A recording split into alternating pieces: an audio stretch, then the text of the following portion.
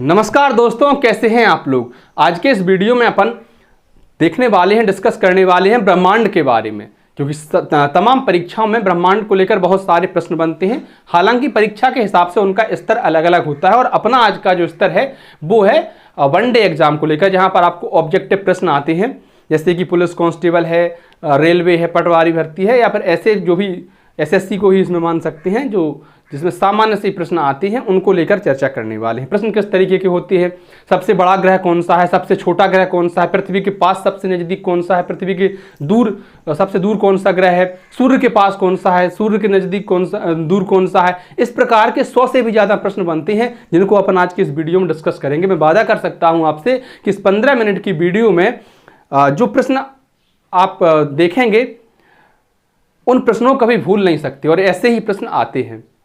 ना आपको रटने की जरूरत पड़ेगी, ना ज़्यादा माथा पच्ची करने की जरूरत पड़ेगी। इस वीडियो से, एक वीडियो से आप सब कुछ सीख जाएंगे। चलिए शुरू करते हैं वीडियो को और देखते हैं अपन क्या इसमें है। देखिए, ये मान लीजिए अपना सूर्य है। क्या है ये? सूर्य है, क्योंकि ब्रह्मांड का केंद्र सूर्य है। ब्रह्मांड के अध्ययन को कहा जाता है कॉस्मोलॉजी। इसको याद कर लीजिए, कुछ भी करिए। बहुत बार प्रश्न सीधा सीधा आता है कि ब्रह्मांड के अध्ययन को हम क्या कहते हैं, तो आप कहेंगे ब्रह्मांड के अध्ययन को हम कॉस्मोलॉजी कहते हैं। पहले परिभाषा दी गई थी कि पृथ्वी जो है ब्रह्मांड का केंद्र है, और ये सूर्य या सूर्य सहित सभी ग्रह पृथ्वी की परिक्रमा लगा रहे हैं। लेकिन बाद में इसको बदला गया, बोले कि ऐसे ही जैसे अपन बस में या ट्रेन में सफर करते हैं तो अपन को लगता है कि पेड़ पौधे घर मकान पीछे भाग रहे हैं, कि अपन स्थिर हैं, लेकिन ऐसा नहीं है।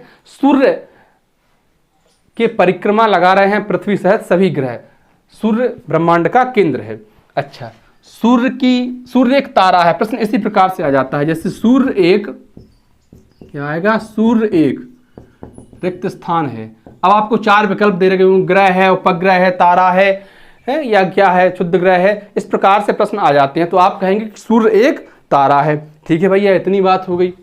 और आगे देखें, सूर्य की ऊर्जा का स्रोत क्या है। बहुत प्रश्न पूछा जाता है, सूर्य की ऊर्जा का स्रोत क्या है, तो सा से सूर्य और सा से संलयन। भैया, सूर्य की ऊर्जा का स्रोत है नाभिकीय संलयन।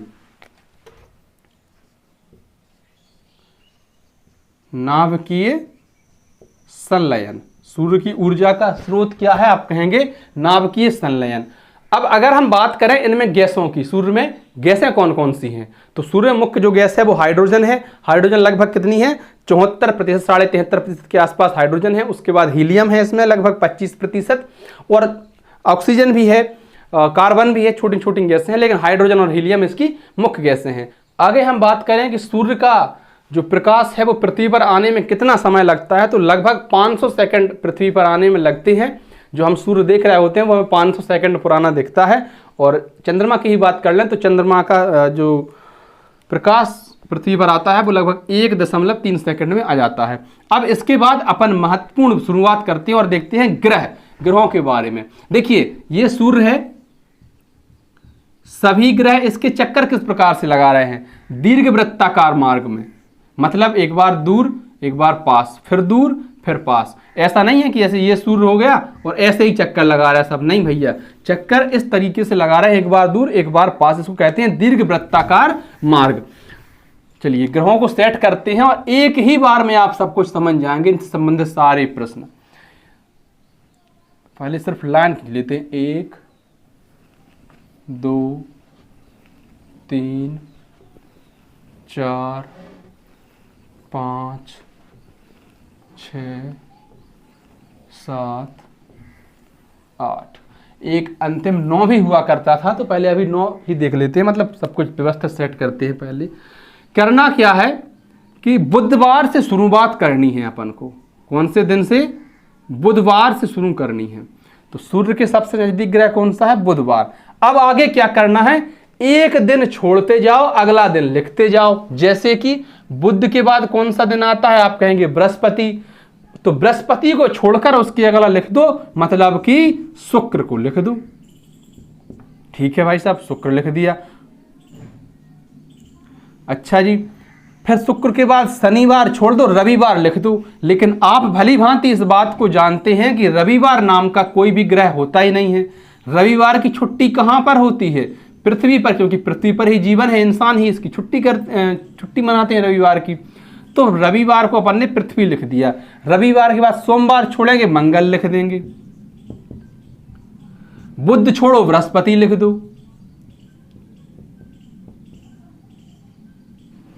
शुक्र छोड़ो, शनि लिख दो।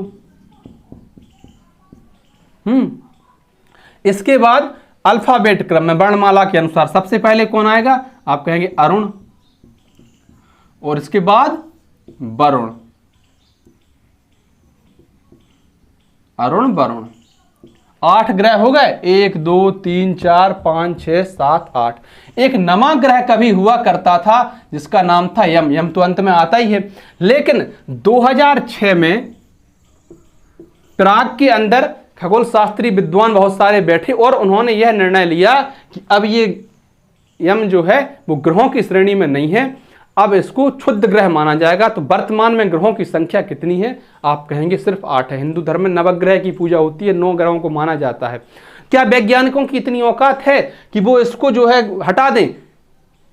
वैसे इसमें क्या है कि सभी ग्रह सूर्य के चक्कर लगा रहे हैं, यम भी लगा रहा था, लेकिन यम क्या करता था? वरुण का रास्ता काटता था। चक्कर तो सभी लगा रहे हैं किसी ना किसी के, हैं? जैसे कि मंगल, माफ करिए, चंद्रमा पृथ्वी की चक्कर लगा रही है, पृथ्वी सूर्य के, सूर्य किसी और के। तो चक्कर लगाना, पीछे पड़ना, ये सृष्टि का नियम है, ब्रह्मांड का नियम है। यम भी चक्कर लगाता था, लेकिन यम को रास्ते से हटा दिया क्योंकि यम ताकतवर नहीं था उतना। वरुण बड़ा ग्रह है, यम छोटा है, यम को हटा दिया। चक्कर वो अभी भी काटता है। क्या वैज्ञानिकों की इतनी औकात है कि उसको वहां से हटा दें? नहीं। अब उसका नाम ग्रह नहीं रखा, उसको क्षुद्र ग्रह कहते हैं, बस नाम बदल दिया। चक्कर वो अभी भी काटता है, जैसा उसको घूमना वैसा घूम रहा है। ये हो गया सूर्य के दूरी के हिसाब से हमारे सभी 8 ग्रह। सबसे नजदीक ग्रह कौन सा? बुध, उसके बाद शुक्र, फिर पृथ्वी, फिर मंगल, बृहस्पति, शनि, अरुण, वरुण। ये ग्रह हो गए हमारे सूर्य से दूरी के हिसाब से। अब बात करते हैं कि इनके साइज। भाई साहब, सबसे बड़ा ग्रह कौन सा है? बहुत बार प्रश्न पूछा जाता है। तो सबसे बड़ा वही है आज के समय में जिसका नाम बड़ा है। और नाम किसका बड़ा है? तो नाम बृहस्पति का बड़ा है। हर कोई नाम के लिए तो मरा जा रहा है आज के समय में, जिसका नाम बड़ा वही सबसे बड़ा। वो एक राजा के दरबार में कविता पाठ चल रहा था, तो एक कवि आया, राजा ने पूछा भाई क्या नाम है? बोले अरदल भंजन सिंह। क्या सुनाओगे? वीर रस की कविता सुनाऊंगा। ठीक है, तुम बैठो। दूसरा आया, बोला तुम क्या सुनाओगे? बोले साहब मैं भी वीर रस की कविता सुनाऊंगा। बोले नाम क्या है? बोला अरदल भुजबल भंजन सिंह। अच्छा, बोले तुम भी बैठो। तीसरे को बुलाया, भाई तुम क्या सुनाओगे? बोले मैं भी वीर रस की कविता सुनाऊंगा। बोले नाम क्या है? बोले अरदल भार्या पीन पयोधर मंडल मार विमरधर सिंह। तो भैया जिसका नाम बड़ा है वही आज के समय बड़ा है। राजा ने कहा कि हाँ भाई तुम सुनाओ कविता। सबसे बड़ा ग्रह कौन सा? बृहस्पति। बृहस्पति के जो बाद के ग्रह हैं, बृहस्पति के जो बाद के ग्रह हैं वो उसी क्रम में, जैसे सबसे बड़ा बृहस्पति, दूसरा शनि, तीसरा अरुण, चौथा वरुण, पासे पृथ्वी, पासे 5। पृथ्वी कौन सा ग्रह है? कौन सी नंबर ग्रह है? 5वां ग्रह। पृथ्वी की जुड़वा बहन किसको कहा जाता है? शुक्र को। तो ये हो गया 6वां ग्रह। इसके बाद मंगल 7वां ग्रह, और बचा बुध, जो कि कोई भी चीज सूर्य के सबसे ज्यादा पास रहेगी तो वो सिकुड़ जाएगी, छोटी हो जाएगी। कभी ऐसा होगा कि सूर्य की ताप जिसको मिले, गर्मी जिसको मिले वो फूल जाए? नहीं भैया, सिकुड़ जाता है, चाहे इंसान हो चाहे कोई चीज रखी हो। तो सबसे ज्यादा ताप इसको मिली तो सबसे छोटा यह है, सिकुड़ गया है। 5वां पृथ्वी है, 6वां शुक्र है। शुक्र की बहन, ये दोनों बराबर ही लगभग, माफ करिए, पृथ्वी की बहन शुक्र है, मंगल 7वां ग्रह है। ये एक तो अब 2 चीजें हमने देख ली, क्या कि सूर्य से दूरी के हिसाब से और इनके आकार के हिसाब से ग्रहों का क्रम। सूर्य दूरी के हिसाब से बुध, शुक्र, पृथ्वी, मंगल, बृहस्पति, शनि, अरुण, वरुण। ठीक है, यम तो हट गया है, अब 8 ग्रह हैं। अगर हम बात करें इनके साइज के हिसाब से तो बृहस्पति सबसे बड़ा, फिर शनि, फिर अरुण, फिर वरुण, इसके बाद पासे पृथ्वी, पासे 5, 5वां ग्रह पृथ्वी है। तो कई बार प्रश्न सीधा सा पूछ लिया जाता है कि बताइए पृथ्वी या 5वां सबसे बड़ा ग्रह कौन सा है? तो पृथ्वी है। सबसे छोटा ग्रह जो सूर्य के सबसे ज्यादा पास रहेगा, सूख जाएगा बेचारा, बुध है। उसके बाद क्या नाम, मंगल 7वां ग्रह है ना, हो गया। अब इनके बारे में अपन देखते हैं कि क्या कुछ खास है इनके बारे में। खास की क्या बात है जी? ऐसा क्या है? बुध के बारे में देखिए, कोई उपग्रह बुध का नहीं है, क्योंकि इसके जो उपग्रह होते हैं वो सूर्य की तरफ अपने आप खींच चले जाते हैं। तो बुध का तो कोई उपग्रह है ही नहीं। अब ये परिक्रमा करता है सूर्य की कितनी? 88 दिन में। 2 चीजें होती हैं, एक परिक्रमण काल और एक परिभ्रमण काल। कई बार आप इसमें कंफ्यूज भी हो सकते हैं कि परिक्रमा क्या है, परिभ्रमण क्या है, परिक्रमण क्या है। समझ रहे हैं ना बात को। हम कई बार मंदिर में जाते हैं तो मंदिर में जाने के बाद क्या करते हैं, परिक्रमा लगाते हैं। मंदिर की परिक्रमा लगाते हैं कि नहीं लगाते हैं? तो वही है, जो सूर्य की चारों तरफ जो करते हैं वो उनका परिक्रमण काल है, परिक्रमा है। और जो अपनी धुरी पर घूमते हैं वो इस तरह से, वो अपनी धुरी पर भी घूमते हैं और सूर्य के चक्कर भी लगाते हैं, अपनी धुरी पर घूमने को कहते हैं परिभ्रमण काल। तो सूर्य, माफ करिए, बुध का जो परिक्रमण काल है जिसमें वो सूर्य की परिक्रमा लगाता है वो 88 दिन का है। सूर्य के सबसे नजदीक जल्दी से चक्कर काट किया जाता है। ऐसे ये क्रम बढ़ता जाता है, जैसे कि बुध का कितना है, 88 दिन है, शुक्र का 107 दिन है, पृथ्वी का पता है आपको 365 दिन है। पृथ्वी का कितना है, 365 दिन। और सबसे ज्यादा किसका होगा, वरुण का होगा, तो इसका 165 साल के बराबर है। मतलब 165 साल है पृथ्वी के बराबर तुलना में। पृथ्वी 365 दिन में सूर्य की परिक्रमा लगा देती, जबकि वरुण 165 साल में सूर्य की परिक्रमा पूरी कर पाता है। सबसे ज्यादा परिक्रमण काल किसका है, आप कहेंगे वरुण का है। और सबसे कम किसका है, आप कहेंगे बुध का है। प्रश्न धीरे धीरे याद हो रहे हैं कि नहीं हो रहे हैं? चीजों को आपस में रिलेट करते चलिए, जोड़ते चलिए। ये सभी ग्रह पश्चिम से पूर्व की ओर परिक्रमा करते हैं, पश्चिम से पूर्व की ओर घूमते हैं, तभी सूर्य हमें पूर्व में दिखाई देता है। लेकिन दो ग्रह ऐसे हैं जो उल्टे घूमते हैं, ये पूर्व से पश्चिम की ओर घूमते हैं। प्रश्न आपसे पूछा जा सकता है कि बताइए पृथ्वी किस दिशा में घूमती है, तो किस दिशा में, आप कहेंगे पश्चिम से पूर्व की तरफ। लेकिन दो ग्रह, इधर से भी दूसरा मतलब शुक्र और इधर से भी दूसरा मतलब, माफ करिए, अरुण, ये दोनों उल्टे घूमते हैं, ये पूर्व से पश्चिम की ओर घूमते हैं। कैसे, पूर्व से पश्चिम की ओर घूमते हैं। इसलिए इन पर सूर्य उदय जो होता है वो पश्चिम दिशा में होता है, जबकि बाकी ग्रहों में सूर्य पूर्व दिशा में उदय होता है।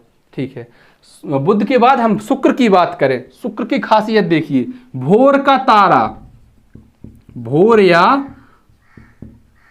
सांझ का तारा कौन सा है, आप कहेंगे शुक्र है। क्यों है, क्योंकि ये सुबह और शाम के समय हमें दिखाई देता है नंगी आंखों से। हम नॉर्मली आंखों से भी इसको देख सकते हैं, बहुत चमकीला होता है। तो सबसे चमकीला ग्रह कौन सा, सबसे चमकीला शुक्र। अच्छा जी, पृथ्वी की बहन, सीधे सीधे प्रश्न आते हैं। पृथ्वी की बहन शुक्र, सुंदर ग्रह, क्योंकि कोई चीज चमकेगी अच्छी लगेगी तो सुंदर ही होगी ना। सुंदर ग्रह कौन सा है, शुक्र है।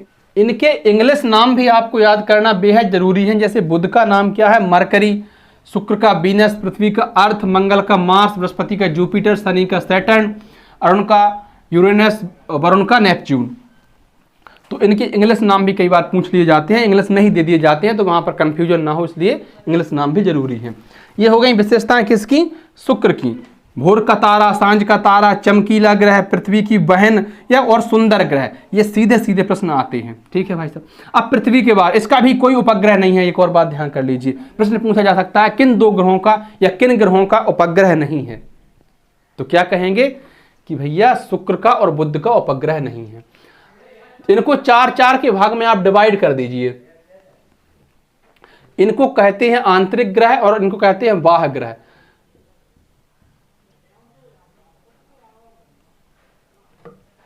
बाह्य ग्रह कौन से, पृथ्वी, शनि, अरुण, वरुण। आंतरिक ग्रह कौन से, बुध, शुक्र, पृथ्वी, मंगल। ठीक है।